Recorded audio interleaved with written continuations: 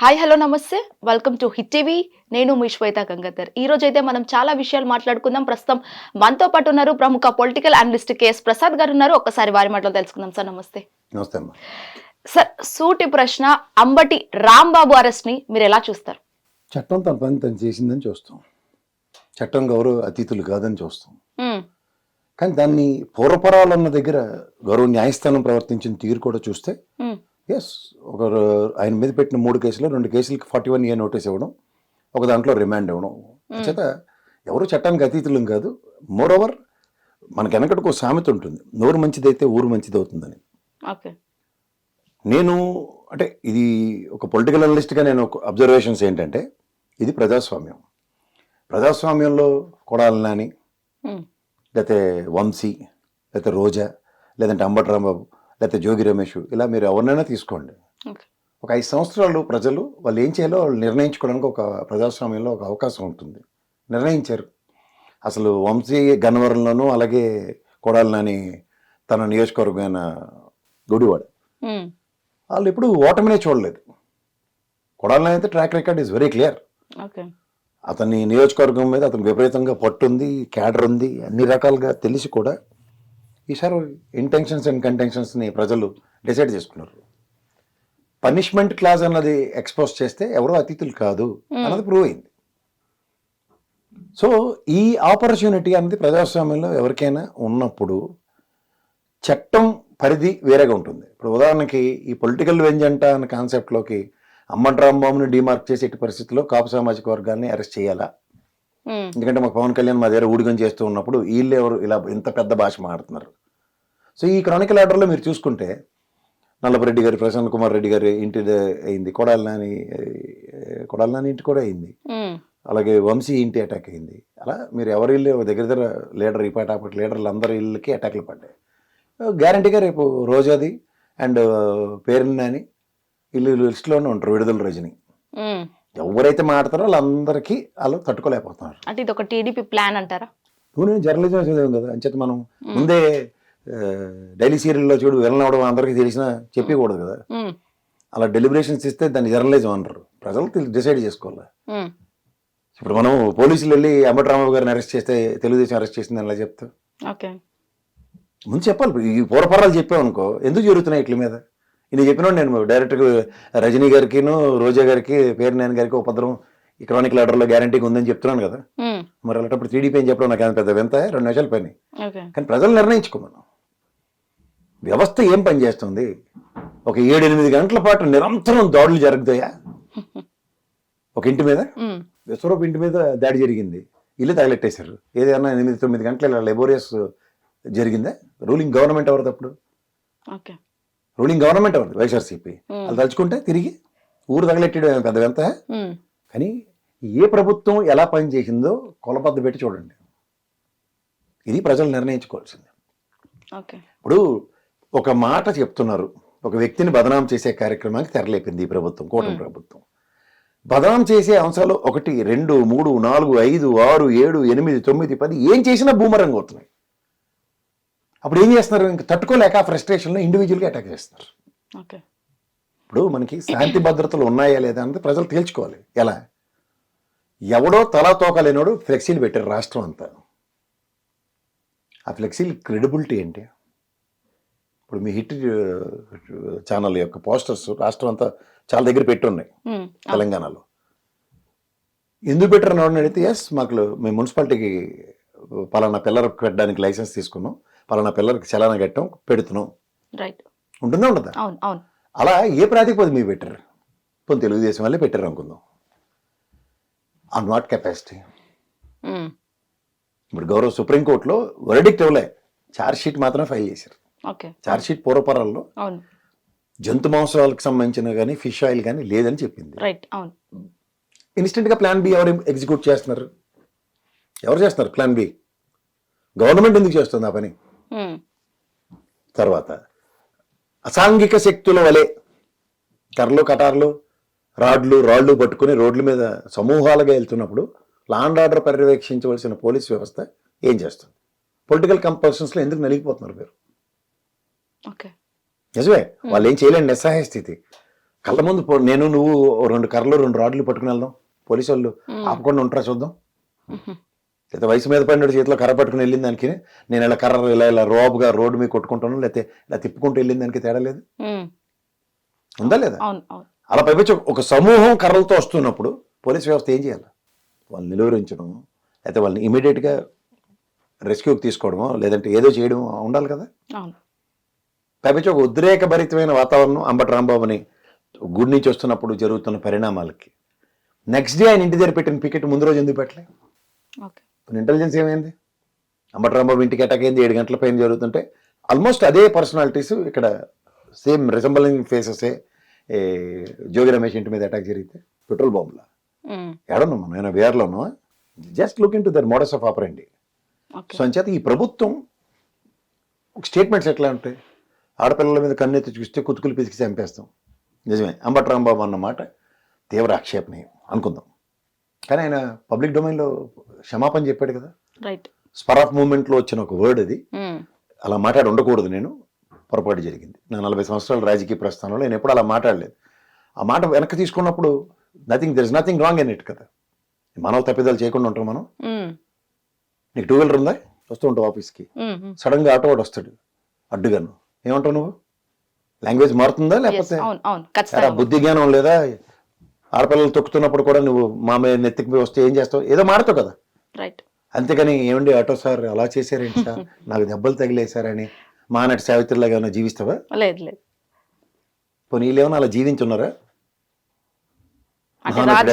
అలవాటే కదా సార్. ఏం అలవాటు? మాటలు ఇవ్వడం, మాటలు ఇచ్చి వెనక్కి తీసుకుంటే శస్త్ర సామాన్ ఎందులో పడి పొరపాటు కనడం వెనక్కి తీసుకోవడం కూడా కామన్ అయిపోయింది కదా సార్. పొరపాటు అంటే ఒకసారి మాట్లాడదాం. తల్లి గర్భంలోంచి అన్న మాటకి అక్కడతో పాస్ చేశారు రాజశేఖర రెడ్డి గారు. ఆ మాటను కూడా అసెంబ్లీ వేదికగా వెనక్కి తీసుకున్నారు. జ్ఞాపకం ఉందా? అలాంటిది చంద్రబాబు నాయుడు గారు ఆయన స్థాయి 15 సంవత్సరాలు అప్పటికి ముఖ్యమంత్రి చేసిన వ్యక్తి, 4వ సారి ముఖ్యమంత్రి కాబోతున్న వ్యక్తి, ఆయన జగన్మోహన్ రెడ్డిని ఉద్దేశించి మాట్లాడింది నీ పుట్టుకే తప్పు అంటావా?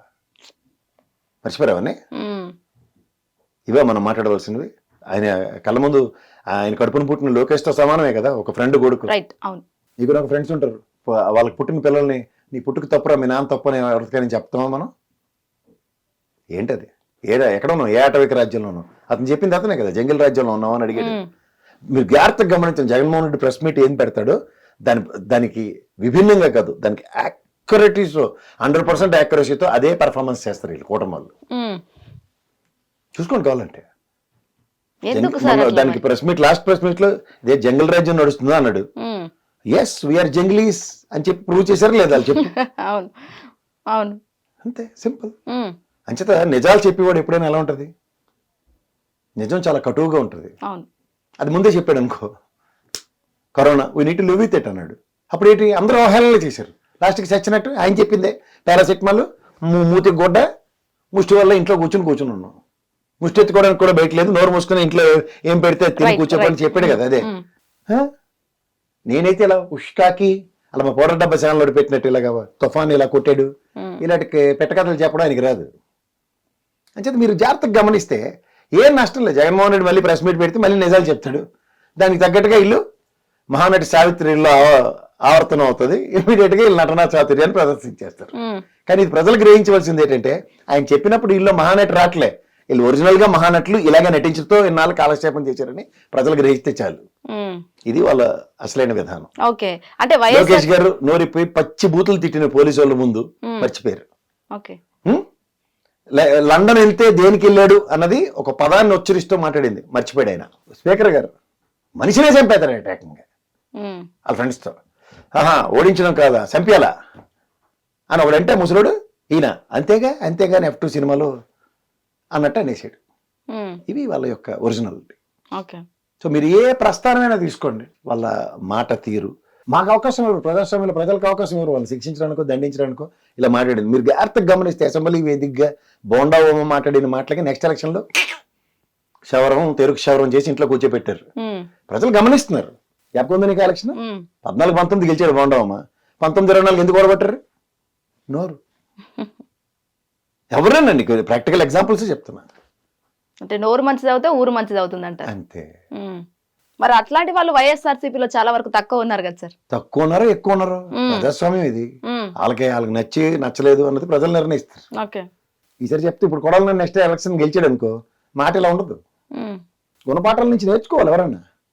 మన గుణపాఠాల నుంచి నేర్చుకోవంటే అలా కాకుండా మేమే శిక్షించేస్తాం. నాకు చిన్నప్పుడు చూడు ఎల్కేజీలో చదువుకుని నాకు వాడి మీద కక్ష కట్టి నేను జీవితంలో పోలీస్ ఆఫీసర్ని ఆయన్ని శిక్షిస్తానని ఎల్కేజీ నుంచి పగబెట్టినట్టు ఉంది ఇప్పుడు ఈ కూటమి ప్రభుత్వం. ఇప్పుడు ఎల్కేజీలో నీకు ఫ్రెండ్స్ తో తగులు అవ్వకుండా ఉన్నాయా? దాని గురించి నువ్వు పోలీస్ ఆఫీసర్ అయిపోయి అంటే పొలిటికల్ లీడర్ అయిపోయి వాళ్ళ మీద రివెంజ్ తీర్చుకున్నావా? ఓకే, కానీ ఇప్పుడు లేటెస్ట్ తెలుగుదేశం జనసేన బీజేపీ వాళ్ళు చేస్తున్న పని అదే. అంటే పిల్లలాటలు అంటారా అవి? మరి డౌట్ నీకేమన్నా వ్యక్తిగత ఏంటంటాలేంటి? మా నాన్న ఇంటికి వస్తావా అని చెప్పి లోకేష్ గారు పైన పెట్టేసి జోగిరామేష్ ఇల్లు తగలెట్టేసినట్టే ఉంటుంది. అంటే కూటమి ప్రభుత్వం సార్ అన్ని సార్లు చంద్రబాబు నాయుడు గారు సీఎం అయినప్పటికీ వారిని పిల్లలాటలు ఆడడం ఇది సార్ మీ ఎక్స్ప్లెనేషన్. నాకు అసలు అది అంతు చిక్కని ప్రశ్నలాగా అనిపిస్తుంది. 4 సార్లు సీఎం అయ్యారు. 4 సార్లు సీఎం అయ్యారు. ఇది 4వ సీఎం ఆయన. 3 సంవత్సరాలలో 3 టర్ముల్లో ఆయన ఈ సీఎం ఈ విధమైన బిహేవియర్లు, వ్యక్తిగత దాడులు, ఇంట్లో మీద పడి కొట్టాలు ఎప్పుడైనా తెలుగుదేశం చూసావా? లేదు లేదు, నేనైతే చూడలేదు. అంచేత ఇప్పుడు ఎప్పుడో చిన్నప్పుడు ఆయన నాట్లు చూడు పెద్ద అయిన తర్వాత ఒకసారి సరదాగా లాఫింగ్ క్లబ్బుల్లో జాయిన్ అయ్యి ఆహా నవ్వడాలు ఇలాంటివన్నీ కొత్తగా అడాప్టబిలిటీ కదా. ఓకే, నీకు ఫ్రస్ట్రేషన్ ఎప్పుడు వస్తుంది? నువ్వు చెప్పింది అవతరాడు విన్నప్పుడు. వినప్పుడు వస్తుంది కానీ విన్నప్పుడు ఎట్లా వస్తుంది సార్? మరి వినట్లేదు కదా ఇప్పుడు ఎవరు. ఇప్పుడు నోరిపితే అబద్ధాలే చెప్తున్నావు అనుకో, అవతరాడు ఫ్రస్ట్రేట్ అవ్వాలి కదా. వాళ్ళకన్నా ముందు వీళ్ళు ఫ్రస్ట్రేట్ అయిపోతే అది జరుగుతుంది ఇప్పుడు కూటమి ప్రభుత్వం. ఇప్పుడు ఏది చూసుకో రంగులకి 3,000 4,000 కోట్లు తగలెట్టించారు జగన్మోహన్ రెడ్డి అని లబోదిబం అన్నారు. తీరా చూస్తే అసెంబ్లీలో చిన్నపిల్లలు చేసి పవన్ కళ్యాణ్ తో చదివించారు. 199.50 లక్షల కోట్లు మాత్రమే రంగులు వేయడానికి తీయడానికి ఖర్చు అయింది. ఇదిటిది మనం 3-4 వేల కోట్లు గాను అబద్ధం, వెనక నుంచి ఇది అబద్ధం అని అరుస్తుంది మిషన్. అలా మీరు ఏ ఇష్యూ అయినా తీసుకో భూమరంగా వాళ్ళని ఎత్తుకొస్తుంది. పీపీపీ పద్ధతిలో మెడికల్ కాలేజీలు మమ్మల్ని కూడా ఆపలేడు అన్నాడు. నేను నిలబడతాను ఎవడైనా దమ్ము ధైర్యం ఉంటే ఏంటి అన్నారు. టెండర్లు ఏది? టెండర్లు ఏవి? అంటే వస్తుందా సార్ అసలు బెయిల్ వస్తుందా? అంబటి రాంబాబుకు బెయిల్ వస్తుందా? ఏం రాకుండా ఏదైనా రాజ్యాంగం ప్రకారం బెయిల్ ఇవ్వకుండా. అంటే చాలా వరకు వాళ్ళ కూతురు కూడా ఏడుస్తుంది, ఇమోషనల్ డ్రామా ఆడుతున్నారని టీడీపీ పార్టీ వాళ్ళు కూడా అంటున్నారు. ఇమోషనల్ డ్రామా చేస్తుంది వాళ్ళ కూతురు అని. సరే ఇప్పుడు మీ నాన్నగారికి ఏమైనా కష్టం వస్తే ఆడపిల్లగా నువ్వు ఏడకుండా నేను వచ్చి ఏంది ఈవిడ నటిస్తుంది అని అన్నాను అనుకో, నా గురించి నువ్వు ఏమనుకుంటా నాకు ఎడరా, నాకు మా నాన్న ఇంపార్టెంట్ అని అంటావా అనవా? అవును ఖచ్చితంగా. అమ్మాయి కూడా అంతే కదా. ఇమోషనల్ అమ్మాయికి నాన్న కాకుండా ఇంకేమవుతాడు? ఇప్పుడు అమ్మాయి ఎడుతున్నప్పుడు మైక్ పెట్టారు అనుకో, అవునండి మా నాన్నకు వచ్చిన కష్టం కళ్ళు తుడుచుకుంటే చెప్పింది అనుకో, నువ్వు డ్రామా అనడం ఎందుకు? ఇంట్లో లేకపోతే ఇంట్లో రోజు అరిసెలు బోర్లు చేసుకుని తినేస్తారా? నాన్న జైలుకి వెళ్ళాడని బాధపడకుండా ఉంటారా? ఇక్కడ అది కూడా కంపారిజన్. జాగ్రత్త చెప్తా.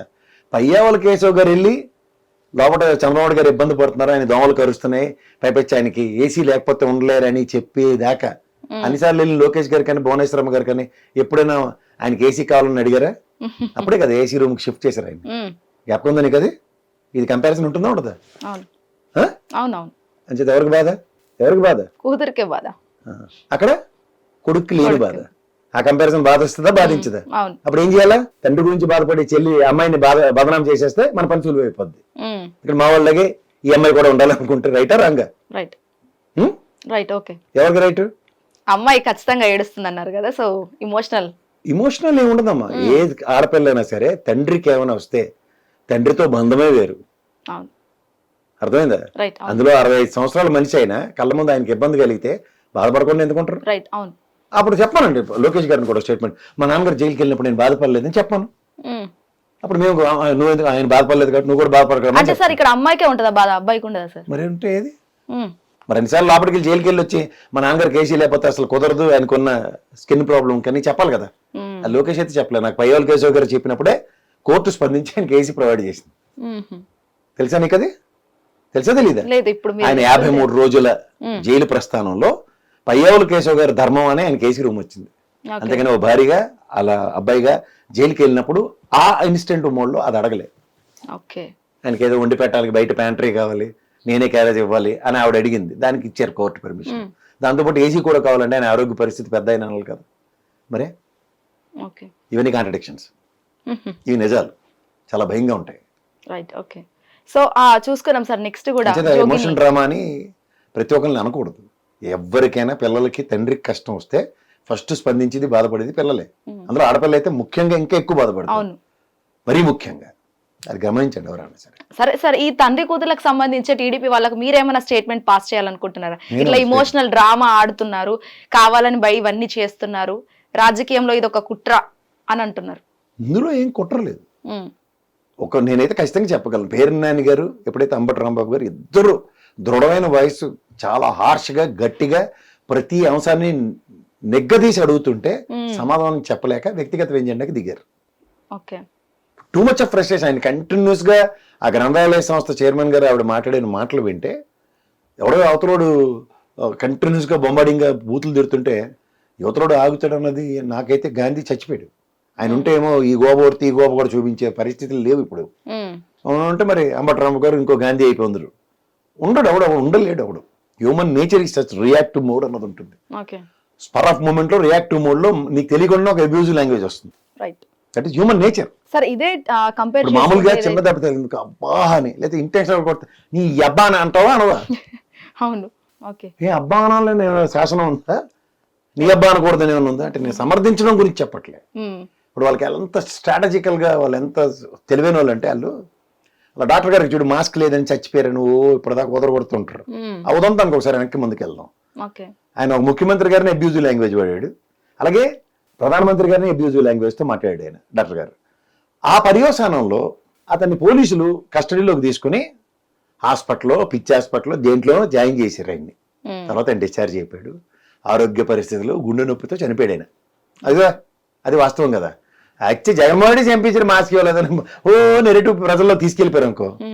అక్కడ వ్యవస్థ, పోలీస్ వ్యవస్థ తీసుకుంది. ఓ ముఖ్యమంత్రిని, నేను ప్రధానమంత్రిని ఏది పడితే అది అబ్యూజివ్ లాంగ్వేజ్లు మారితే వ్యవస్థ, నువ్వు పొన్నారా బాబు నేను తెలుగుదేశం వాడిని జగన్మోహన్ తిట్టడని తప్పించుకుని పోవడానికి ఉండదు. Police has to react. So react అయ్యారు. అది కూడా తప్పు పట్టారు. ఇంకోటి, ఇది మీకు అర్థమయ్యే భాషలో చెప్తాను. ఇప్పుడు పట్టాభి నోటుకొచ్చిన అసందర్భ పేలాపనలు పేలబట్టే కదా తెలుగుదేశం పార్టీ మీద దాడి జరిగింది. Next Gannavaram Telugu Desam party office మీద దాడి జరిగింది. ఈ రెండు ఒప్పుకుందాం మనం. ఇమీడియట్ గా గవర్నమెంట్ పరంగా అరే నా మనోభావాలు నాకు బాధ వచ్చింది కాబట్టి మా వాళ్ళు వెళ్ళి తెలుగుదేశం పార్టీ మీద దాడి చేశారని చెప్పి వాళ్ళని ఎవరిని అరెస్ట్ చేయకుండా ఉంచారా? కనుక్కో. వాళ్ళందరినీ అరెస్ట్ చేశారు. ఆ దాడి చేసిన వాళ్ళందరినీ ఐడెంటిఫై చేసి. కానీ అక్కడ ఎవరైనా ఎమ్మెల్యే డైరెక్ట్గా ఇన్వాల్వ్ అయ్యి, లేకపోతే ఎంపీ కానీ ఇన్వాల్వ్ అయ్యి ఎక్కడైనా వెళ్ళాడా? ఇక్కడ గన్నవరం ఆఫీస్ మీద కూడా వెళ్ళినప్పుడు వీళ్ళ నెరేటివ్స్, అల్ల అవినాష్, వంశీ అని వీళ్ళగా వ్యక్తిగతంగా కక్ష పెంచుకున్నాడు. తెలుగుదేశం నుంచి పోయాడు అవినాష్, తెలుగుదేశం నుంచి వంశీ పోయాడని వీళ్ళు వ్యక్తిగతంగా కక్ష పెట్టుకుని వాళ్ళిద్దరిని డిమార్క్ చేస్తూ కొట్టుకుని వచ్చారు ఈ తెలుగుదేశం. కానీ ఇక్కడ నువ్వు జాగ్రత్తగా గమనిస్తే గుంటూరు ఎమ్మెల్యే గారు మాధవ్ గారు అన్న వాళ్ళ హస్బెండే కదా డైరెక్ట్ గా ప్రత్యక్షంగా అటాక్ లో 1000-2000 మందిని తీసుకెళ్ళి కొట్టారు. అంటే లా అండ్ ఆర్డర్ మీద, వ్యవస్థ మీద ఎవరికైనా గౌరవం ఉందా? ఇప్పుడు అక్కడ కార్యకర్తలు అనుకుందాం మనం అనమాట, వైఎస్ఆర్సీపీలో వాళ్ళకి ఇబ్బంది కలిగి సమూహం వెళ్ళారు. కానీ ఇక్కడ సమూహాన్ని లీడ్ చేస్తుంది ప్రజాస్వామ్యంలో ప్రజలు ఎన్నుకున్న ప్రజాప్రతినిధి అయినప్పుడు whose modus of operandi is correct, is it right, is it wrong అన్నది కాదు. ఇక్కడ లీడ్ చేసేది వాళ్ళే. వ్యక్తిగతంగా వాళ్ళకున్న ఆవేశాలని, భావావేశాలని కంట్రోల్ చేసుకోవాలని తెలుగుదేశం. బట్ 40 సంవత్సరాలు బట్టి మోస్ట్ డిసిప్లైన్డ్ పార్టీ, 4 decades బట్టి మోస్ట్ డిసిప్లైన్డ్ పార్టీ, డిసిప్లైన్డ్ కార్యకర్తలు. ఎక్కడుంది డిసిప్లిన్? కనబడితే చెప్పండి. డిసిప్లిన్ ఉందని చెప్పండి. డిసిప్లిన్ ఉన్నాడు ఏం చేస్తాడు? నాయకుడు పిలుపుకి అలా వాగుతారు. ఓకే, భువనేశ్వరి అమ్మగారు కూడా అలానే అంటున్నారు కదా, మా ఇంట్లో వాళ్ళందరూ డిసిప్లిన్, టైం టు టైం అన్ని ఉంటాయి. అలాంటి వాళ్ళు ప్రజల్ని కూడా డిసిప్లిన్ ఆవిడే కదా సార్ స్టేట్మెంట్ పాస్ చేసింది. చేయని ఆవిడ చేస్తారు. ఆవిడ స్టేట్మెంట్ మనం ఎందుకు మాడాలి? ఆవిడ నీకు వాక్ స్వాతంత్రం ఉంది, నువ్వు స్టేట్మెంట్ దానికి ప్రతి ఒక్కరిని స్పందించమంటే నేనైతే స్పందించలేను. హిట్ టీవీ యాప్, ఇందులో short news, live news, entertainment shows, movies, digital magazines తో పాటు మీ జిల్లా వార్తలను కూడా ఫ్రీగా చూడొచ్చు. ఇంకెందుకు ఆలస్యం, వెంటనే హిట్ టీవీ యాప్ ని డౌన్లోడ్ చేసుకుని ఫ్రీగా ఎంటర్టైన్మెంట్ పొందండి. Hit TV app, hit TV app, please download hit TV app. Hit TV app ని ఫ్రీగా డౌన్లోడ్ చేసుకుని ఎంజాయ్ చేయండి. మీకు నచ్చిన ఎంటర్టైన్మెంట్ కోసం హిట్ టీవీ యాప్ ని ఫ్రీగా డౌన్లోడ్ చేసుకుని ఎంజాయ్ చేయండి. హిట్ టీవీ యాప్ ని డౌన్లోడ్ చేసుకుని ఆస్వాదించండి, ఆశీర్వదించండి. ఇంతమంది సెలబ్రిటీలు హిట్ టీవీ యాప్ ని డౌన్లోడ్ చేసుకోండి అని చెప్తున్నారంటే ఎంత మంచి యాప్ ఆలోచించండి. అమెరికా అమెరికా అమెరికా అమెరికాలో చదవాలనుకునే వాళ్ళకి విశ్వసనీయమైన పేరు మన శౌర్య కన్సల్టెన్సీ. UK లో 1 year masters, UK లో 1 year masters, 2 years work permit up to 5 years visa. Contact Saurya Consultancy. Contact 89851 89851.